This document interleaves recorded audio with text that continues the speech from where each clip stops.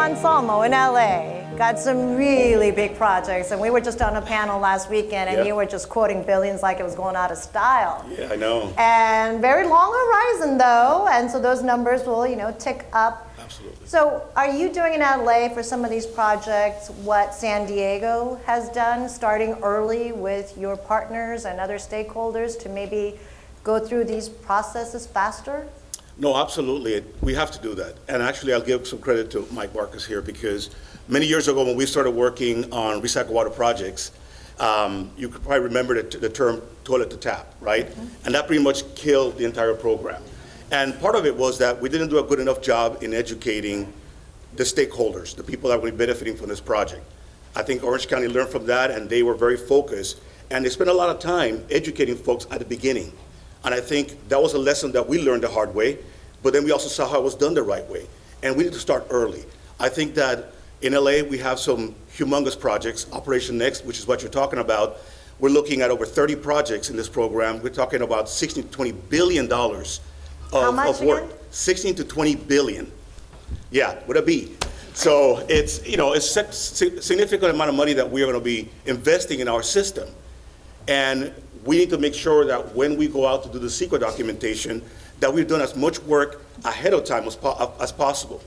I've been now with the department for over 30 years, and we've had projects that directly benefit the community and the water quality we provide to them, but yet they'll use CEQA to stop it for some other reason.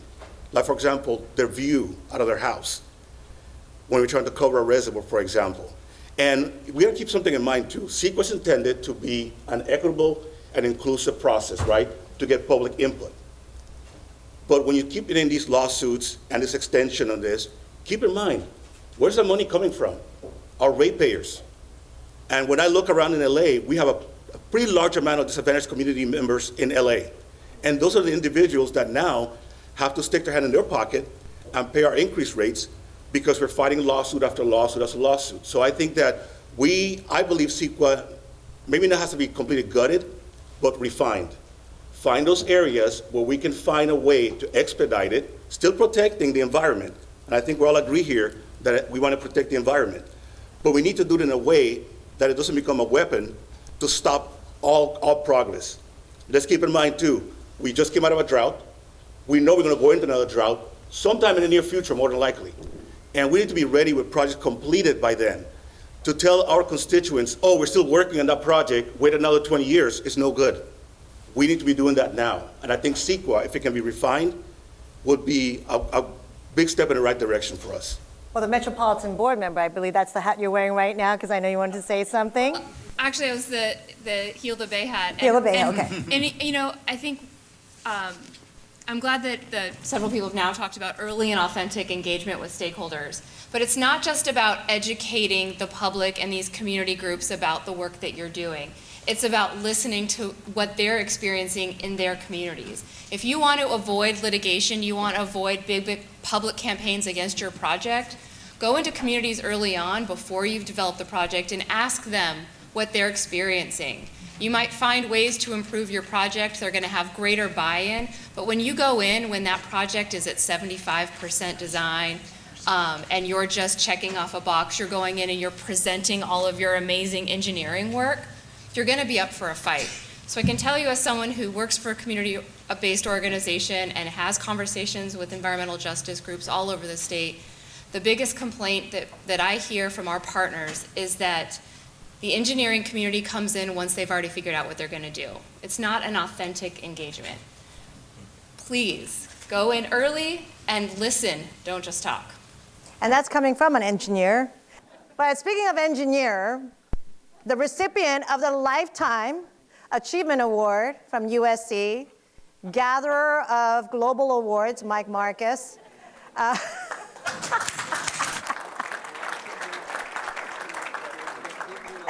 engineers like that? I mean, you just like, this makes sense, do it. Do you really feel like there's not? Are you talking to me? I'm talking to you. I'm talking right to you. Yeah, no, absolutely. I want to know, I think you should have a poll as to who's wearing the best socks today. I think AC will win. Yeah, he's definitely going to win. It's the Panama. It's Friday. Yeah.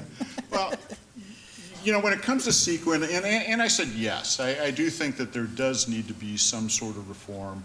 I think what we're going to hear today from all of the panelists during the discussion is we need to streamline the process. We need to bring projects online sooner. And as the others were talking, I got to thinking about it, and I said, you know, we built a $500 million worth of projects, recycle water projects. We didn't have any CEQA problems. I mean, we were able to build. It wasn't an obstacle. I think a lot of that had to do because there was support for the project. And we had all the different stakeholders. They supported the project, and we didn't have those issues. Where I see CEQA being used are on those projects that people don't like.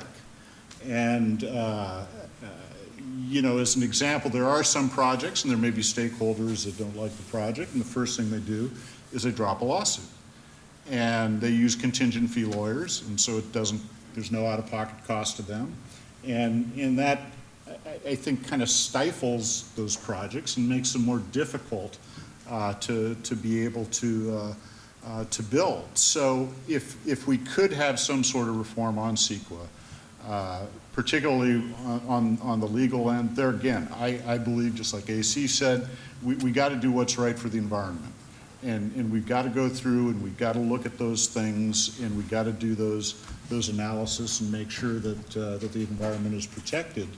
But as the mayor said, unfortunately, CEQA can be used as a weapon to defeat some projects that people just don't like. Okay, so I want to do a poll like I started. Oh, Mayor, you have something to add? You know, I wish the real world that we have to live in as local officials is like we all come in the room and say we all agree or we all disagree. But what we're seeing, particularly in the Inland Empire, are people that don't even belong in our community coming and suing against projects. They're way up in Lake, you know, up in Big Bear. They're coming down to Fontana and Rialto in Ontario.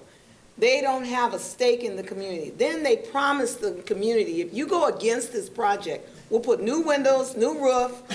And I've had where people have come up to me afterwards, Mayor, they said if we talked against this project, we're going to get new windows. When are we going to get our windows? I said, you better go find the people that lied to you.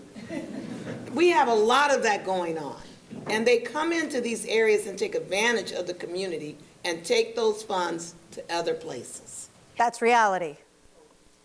That is reality on the ground, and that's why all these different perspectives are interesting. I will do another poll, though, but I'm going to re-ask the question a different way. If CEQA, rather than reform, was slightly amended to try to streamline, and it could be, let's just kind of use litigation process as one example. If it was just a slight, not a whole gut, who were the ones that raised your hand that said no to the first questions? Can I see by show of hand those who said no? So if I was to ask it that way, would any of you change your mind? Nick would change his mind. Matt would change his mind. Anybody else? I want to say the devil's in the details, right? I mean, it's like, sure, there could be an amendment. What does that amendment mean? What factors are addressed via the amendment? Are there things that we've built in that allow for that authentic engagement, where we're actually listening and meeting the needs of workers as well as working communities? Like, all of that has to be part of it, but I don't know what that means when you say amend it to shorten litigation or whatever. So it really is in the details. Absolutely in the details, and that's in the dialogue. The details are in the dialogue. And I would say if I was to put you all into a room and lock it, I'm not going to do it. That's a little shout out to Director Frank Urey from Santa Margaret, who always says, we just throw everybody into the room and talk it out. We can get to places, and I agree with that. And I think what's interesting here is just in a very short amount of time, people did come to the middle a little bit. I think that's encouraging because it's how we ask the question. It's how we say things, the words that we use that can be really polarizing. And making sure that we don't have misunderstanding. Because just like you thought, I was just all about CEQA. And it's not. It was just the first thing that I started with. And so I think it's really interesting to understand how we hold these conversations and dialogue, especially when it's very heated and we're so passionate about it. But going to the other things that hold up projects. So if you were to say that one thing besides CEQA that was holding up projects, that was really a problem? Think about that one thing. And what would be the other thing that could help that one thing? Does that make sense? This is like Jeopardy. I feel like this is the final Jeopardy question, but it's not. I'm going to start with you, Alf, again. CEQA, it's conflict. It's about the conflicts that we have in our society on a whole range of things. So I'd say the thing that could fix it is what's actually been suggested, which is early engagement. And engagement, that's a key thing that makes a difference. That's what I think is the response. And part of the challenge is, you've all got your jurisdictions, and you only take care of your jurisdiction, and you don't want to do that. We're seeing more and more problems that it's in our region, it's in the areas, but you're not involved. So getting that engagement and engagement with others, even outside your district, can be an important part of success. Okay. Patricia? Well, I guess my main point was going back to CEQA. I think the local processes do trigger CEQA, so I kind of continue with that, that concept. But I do want to say that just because I'm saying that I would want to see CEQA reform doesn't mean that I don't care about the environment, and I don't care about equity and and justice. Because we do care about that, but I think, like it's been said already, we're in different times since when it was originally adopted, so we need to adjust the times. And the thing is that the good that the CEQA was created for, which was to help, the environment and for economic justice and environmental justice, is now slowing other projects that are of just as worthy, like housing, affordable housing, bridge housing for homeless. People with mental disabilities. So that is holding up. These regulations are holding up other worthy projects that are helping our communities. So I guess I just want to reiterate that, just because we want to reform CEQA doesn't mean, doesn't mean that we're not for helping communities and building communities. But we think it needs to be reformed so that it's now able to adopt the type of projects that we need in our communities. And that's a really interesting point, because a lot of times when we say yes or no to something, it immediately polarizes and say, well, then you must not care about the environment. You just care about money and profit and on the bottom line. And it's not just that. There's more to it. It's not just that one thing. And we tend to kind of jump to a little bit of accusatory. And you, in your position, you're so used to that, you're always having that disclaimer, because I say this, I don't mean that. And sometimes that's a good practice, just so that it prevents misunderstanding. So I know Mike calls you AC, because I know you're tight like that, so I'm going to call you AC too. What do you think? I want to pretend we're close, and we're not. It's okay. Well, I would say the other thing that gets in the way of projects a lot of time, I think Sandy talked about this already, is a sequential permitting. That is a killer. I think that, especially with the lofty goals that we all have to bring clean, reliable water to all our customers, we need to have a better way of getting projects permitted a lot faster. And it needs to be more this concurrent permitting as opposed to sequential. But it starts with dialogue. I think a lot of it has to do with taking the time to speak to the regulators, those who are giving you the permits, understand their process, and working with them to see there's a way to be able to start making things more in parallel. Making sure that information that we're providing is complete and accurate, making sure we understand what information they really need to move along in the process. That's not always the case.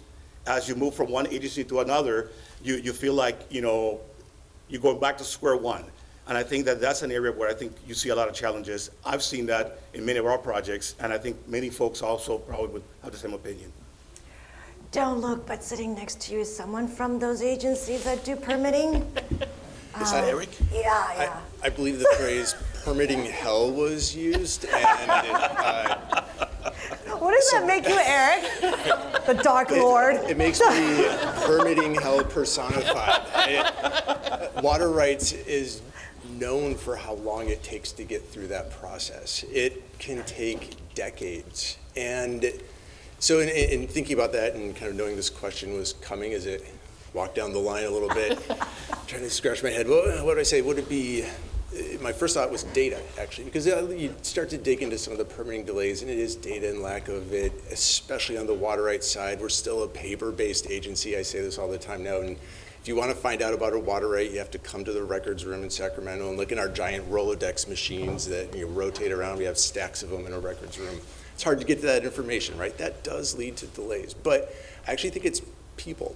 To kind of go back to both Anselmo and Alf in the engagement, when we have the resources to allocate a person to actually work with an entity, not kind of, when it falls in our lap, which is what we do now because we're just scrambling going from one permit to the other, but in a long kind of built, developed process, we can move much more quickly. I look at the work we did in the Russian River during the drought. It was because we allocated people a year before the drought was actually declared to work with the stakeholders and the other diverters in the watershed. And we did something really fantastic and I think accomplished something completely new for the state of California. So if we had those types of resources, which do take money, it does provide a better pathway. I just kid. You're great. That's why he has a sense of humor. We've worked Unfortunately, together for a long time. I'm not kidding by saying that I am permitting hell personified. I mean, water rights is a tough row. You're owning it. It starts there. It starts there. But Self-awareness. that's partly because of the community. You can't find out information. We've limited the board on doing these things because everybody's afraid of the board. So we put shackles on them. And why do they move slowly? Well, because they've got these shackles. Sandy, how about you? So I first want to say Eric is a jewel to work with, and he actually we've been spent. Yes. Little bit of TLC applause never hurts anybody. One of the processes we're going through is the water use efficiency standard, and I won't go into all of that, but it's very complicated and very heated. And Eric has been a very good partner with the water agencies for that. When I talked about the permitting, two things. One is I currently chair CUA, the California Urban Water Agencies. It's the 11 largest water suppliers in the state. We supply 2/3 of the water. And we have had a mission and a focus on permitting. We just did a brief. It's up on our website. We're working with the administration to talk about how can we come together, how can we bring the permitting process in line so that you're not going sequentially. AC is my vice chair, soon to be chair of CUA, and we've worked really well together. Adel Haj-Khalil is part of CUA, and we're really trying to move that needle and just not complaining, but offering up solutions. But I'll just take it back for a minute to explain maybe the terminology that I use. So on the desal plant, we knew that we would have to build a new intake to comply with the ocean plan amendments. We have gone through 22 alternatives in 4 years. And we now have an alternative that's permitted that we are under construction on. That process and that compliance added $278 million to the cost of the project. And who pays for that is the ratepayers. And that is a very tall order. So I think we can do better. I think we can come together and have these conversations early. It's really about collaborations. It's breaking down those walls. It's also breaking down, it's your problem because it's your area, or it's not my problem because it's not in my area. We are one state. There needs to be more collaboration and more sharing, and both physically and in intellectual capital to make the system work. Yes, we are divided by jurisdictions, but we can't be on this issue. And I think that's where the solution lies. Very good. Carol, one thing. I'm going to agree with them. I actually testified before a state Senate committee on, they were doing a hearing on infrastructure. And it was broader, not just water infrastructure, but we were supposed to be identifying local hurdles and barriers and challenges thereof.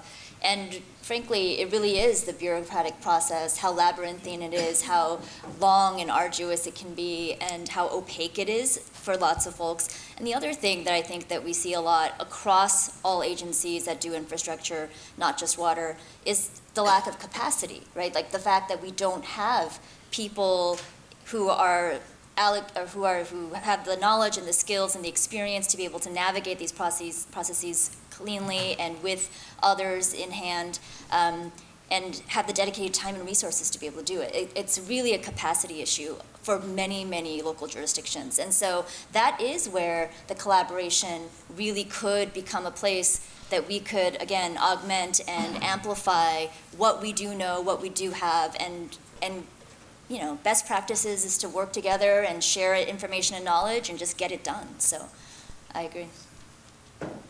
Mike. By the way, no one likes to show off. Yeah, I'm gonna.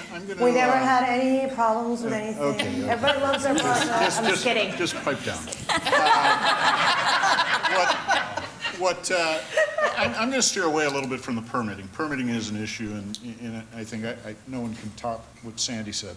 I think an issue for me with helping to streamline projects is cutting down some of the red tape at the state level.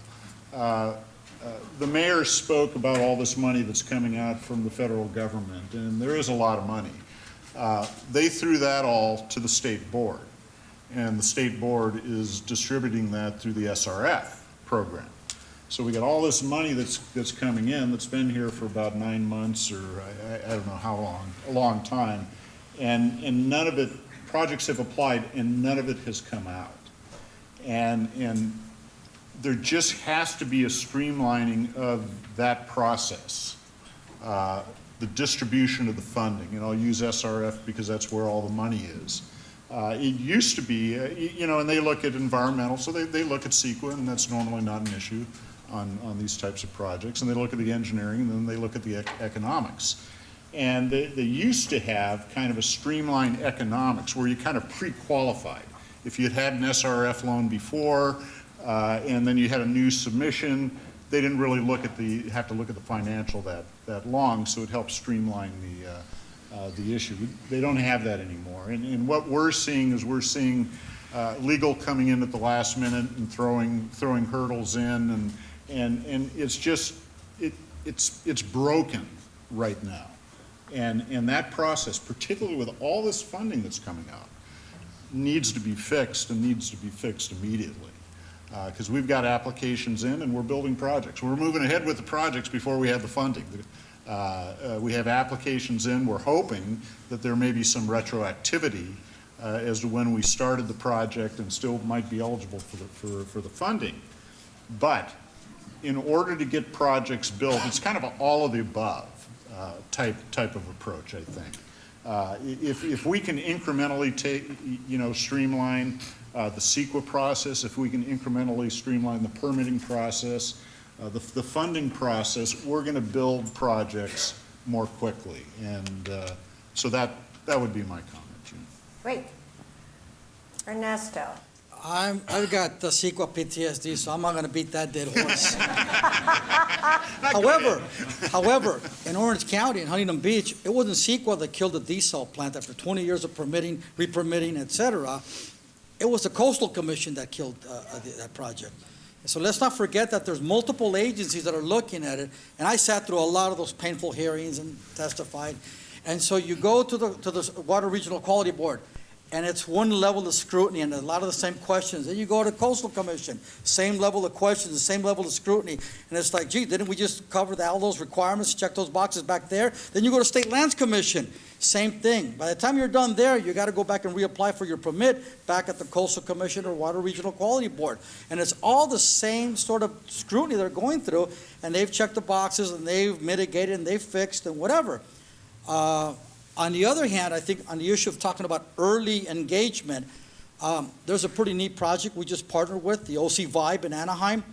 Went to the Anaheim City Council. And if you don't know the Anaheim City Council, nothing is easy. And you're there till 1 in the morning probably if you want to get a project approved. However, this project went in through unanimously. On the second reading, they didn't even pull it from the agenda.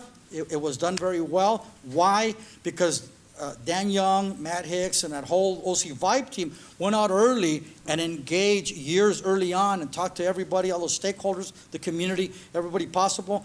We were in discussion with them for about at least 2 years, and we reached a project labor agreement that's going to provide the local hire, the veteran preferences, the workforce development component, apprenticeship opportunities. But they went out of their way, they made the effort. And let me tell you, when we started the conversation, it wasn't warm and fuzzy, but we got there because there was will to get there. When you have will to get there, you get it done.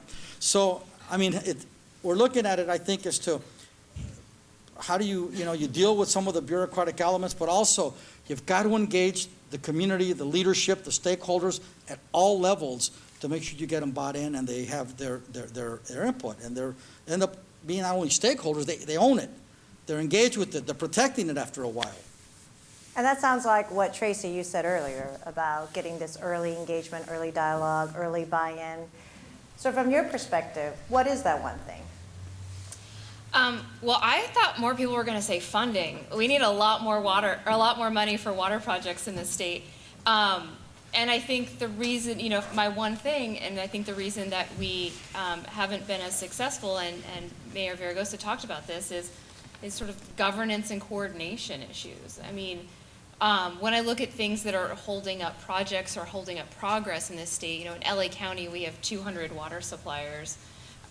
In the state we have 483 urban water suppliers and thousands of public water systems. And then you're trying to do projects where you need sanitation, you need flood control, other public works, you need, there's all these different agencies that you have to try to coordinate. And I'm going to give AC some credit and also maybe a little bit of hard time. The Operation Next, coordinating with LA Sanitation, right now the projects have 2 different names, right? They've got 2 different consultants working on the planning. They've got, that kind of coordination is making things really challenging. And so, when we're looking at what's the best way forward, right? Building a recycled water facility, and where are you going to put that water, right? Well, if I try to put it into a groundwater basin, then I have to go through years of re-adjudication. It's going to be a long legal process. I don't know the outcome of that. I'll just build a 50-mile pipeline to a connection I know I have, right? Is that the most cost-effective solution if you were looking at pure engineering? Probably not. And so it's really these governance issues that I think really get in the way of not only of us doing things quickly, but of us doing things the right way. Looking at things that are not only going to help to improve water reliability, but are thinking about affordability, environmental impact. One of the things that I hope we might get to is when we're looking at maybe there were things that we did in the past that we wouldn't do again, right? We built our system on sort of extractive infrastructure, and now those supplies are becoming increasingly less reliable. And so I think, being more forward-thinking, being able to coordinate better, address these governance issues are really going to help to make sure that not only are we doing projects quickly, but we're doing the right projects.